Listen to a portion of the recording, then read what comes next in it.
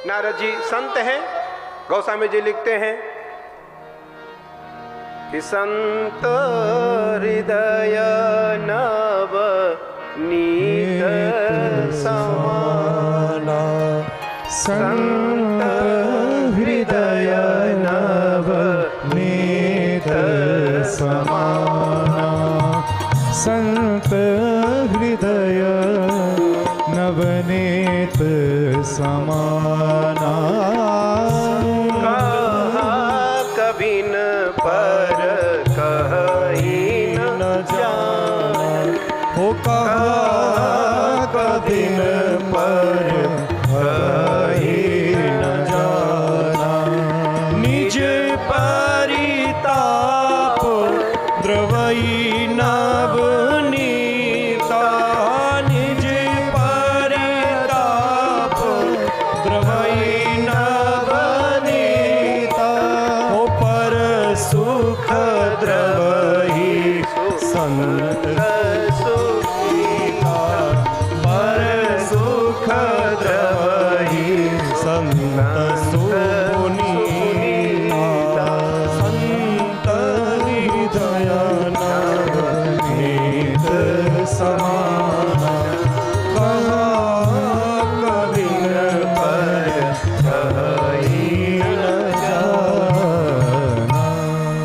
संत हृदय नवनीत समाना, कहा कबिन पर कहीं न जाना, निज परिताप द्रवई नवनीता, पर दुख द्रवई संत सुपुनीता। संत वही है जो दूसरों के दुख को देख करके द्रवित हो जाए।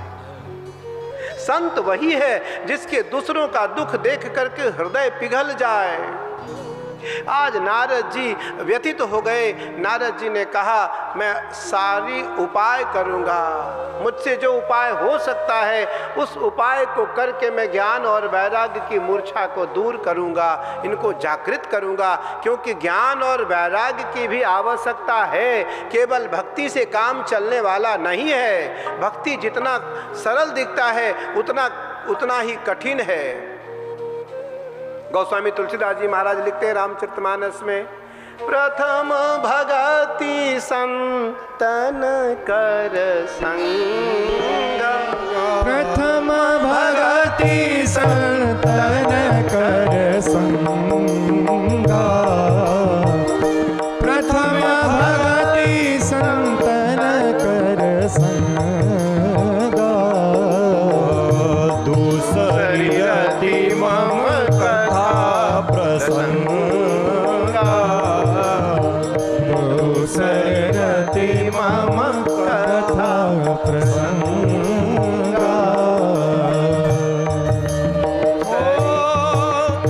प्रथम भगति संतन कर संगा, प्रथम भगति संतन कर संगा, दूसरी रति मम कथा प्रसंगा, दूसरी रति मम कथा प्रसंगा। प्रथम भगति नवधा भक्ति, भगवान राम ने मां सबरी को नवधा भक्ति का उपदेश दिया। भगवान राम ने नवधा भक्ति का संदेश मां सबरी को तो दिया, लेकिन संकेत हम लोगों के लिए किया। पहली जो भक्ति है वो संतों का संग है, दूसरी जो भक्ति है वो हमारी कथा के प्रति रुचि है।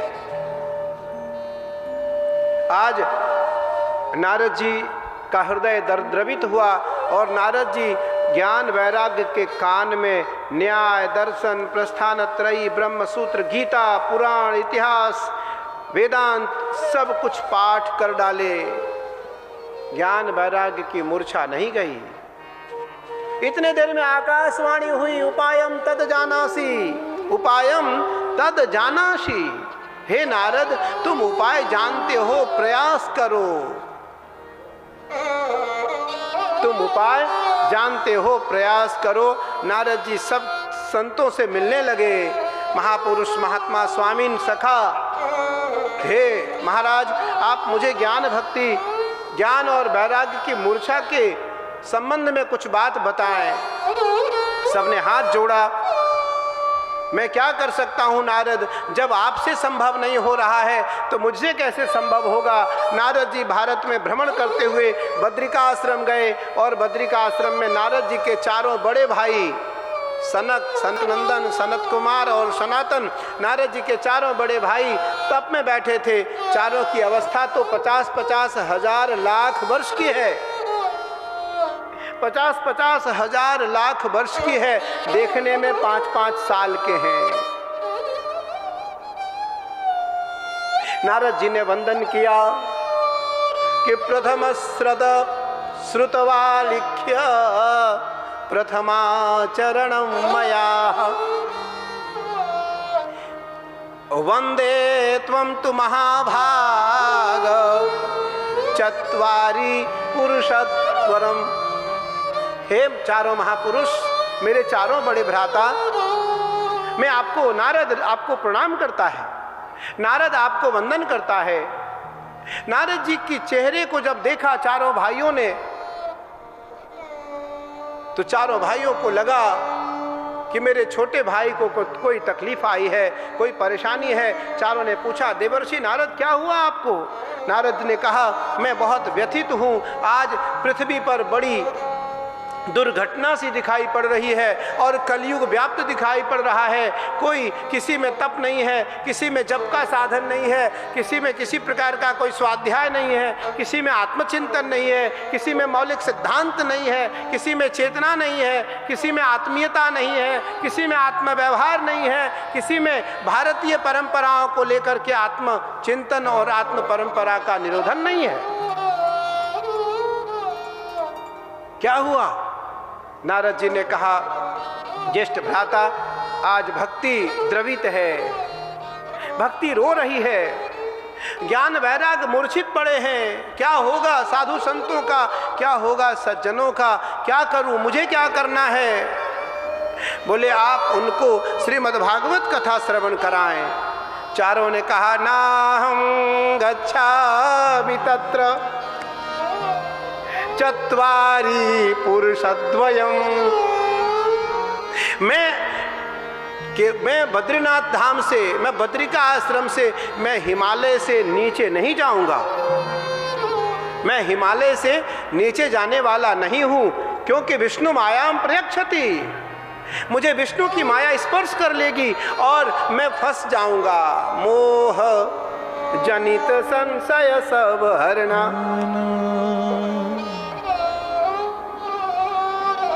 चारों भाइयों ने नीचे आने से मना कर दिया। नारद जी बहुत व्यथित हुए। नारद जी ने हाथ जोड़ा और चारों को वंदन किया, चारों को प्रणाम किया। नारद जी ने कहा, भगवान आप मेरे भाई हो, मेरे ज्येष्ठ भ्राता हो, मेरे पर कृपा करो आप, और आप वृंदावन चलो। तो ना हम गच्छामि वृंदावने ना हम भागवती कथा वार्ता नैव न भविष्यन्ति कदापि पुनर्गमनाय च। मैं कदापि जाने वाला नहीं हूँ, क्योंकि मेरा पुनरागमन नहीं होगा, मैं पुनः बद्रिका आश्रम नहीं आ पाऊंगा, इसलिए मैं जाने वाला नहीं हूँ। नारद जी ने पुनः प्रार्थना किया। चारों ने क्या कहा? चारों ने कहा, संभवामि हरिद्वारे गच्छामि चत्वारि जनः। मैं चारों भाई सहित हरिद्वार आ सकता हूं, क्योंकि हरिद्वार, वृंदावन और बद्रिका आश्रम की दूरी बिल्कुल बराबर है। लेकिन मैं वृंदावन नहीं जाऊंगा, मैं हिमालय में रहने वाला प्राणी हूं, मैं हरिद्वार तक तो आ सकता हूं। और चारों भाई हरिद्वार हमारे मंदिर के, हमारे माई के बगल में, हमारे मठ के बिल्कुल बगल में जो गंगा तट है, नीलधारा का तट है, वहां आकर चारों भाइयों ने आसन जमाया और भागवत कथा प्रारंभ किया। पहली कथा।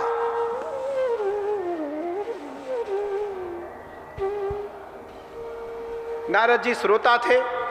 चारों तरफ से प्रहलाद अस्तारधारी तरल गति तया चोद्धव कांक्षधारी।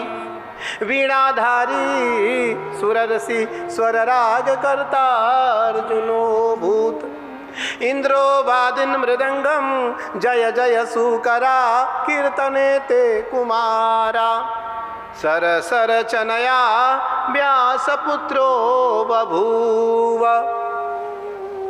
प्रहलाद उद्धव, प्रहलाद स्थलधारी, उद्धव कांशधारी, इंद्रो वादिन मृदंगम, इंद्र मृदंग बजाते हुए, उद्धव जी कांसे की मजीरा बजाते हुए, प्रहलाद जी बड़ी बड़ी मजीरा में ताल देते हुए, प्रहलाद तालधारी तरलगति तया चोद्धव कांशधारी, इंद्रो वादिन मृदंगम जय जय सुकरा कीर्तने ते कुमाराः। इंद्र मृदंग बजाते हुए आ रहे हैं।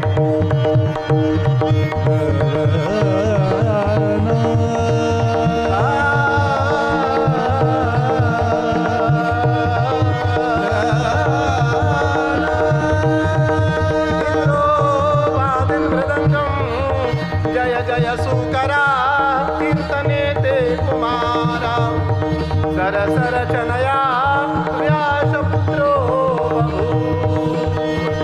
नाम स्मरणं भगवत चरणारविन्दं श्रवण कथामृतं भागवतामृतं पिबति। नाम स्मृतं चरितामृतं श्रीमद्भागवतामृतं पिबति।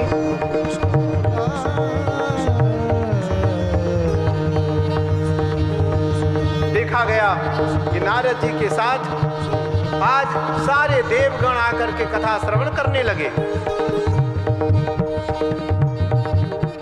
इतने देर में दिखाई पड़ा कि इस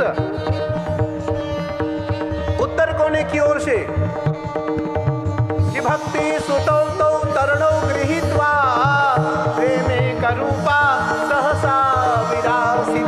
हे भक्ति सुतौ तौ तरुणो गृहीत्वा प्रेमे करूपा सहसा विरासित। प्रेमे करूपा सहसा विरासित। श्री कृष्ण गोविंद हरे मुरारे, श्री कृष्ण गोविंद हरे मुरारे। नाथेति नामानि मुहुर्वदन्ति, नाथेति नामानि मुहुर्वदन्ति।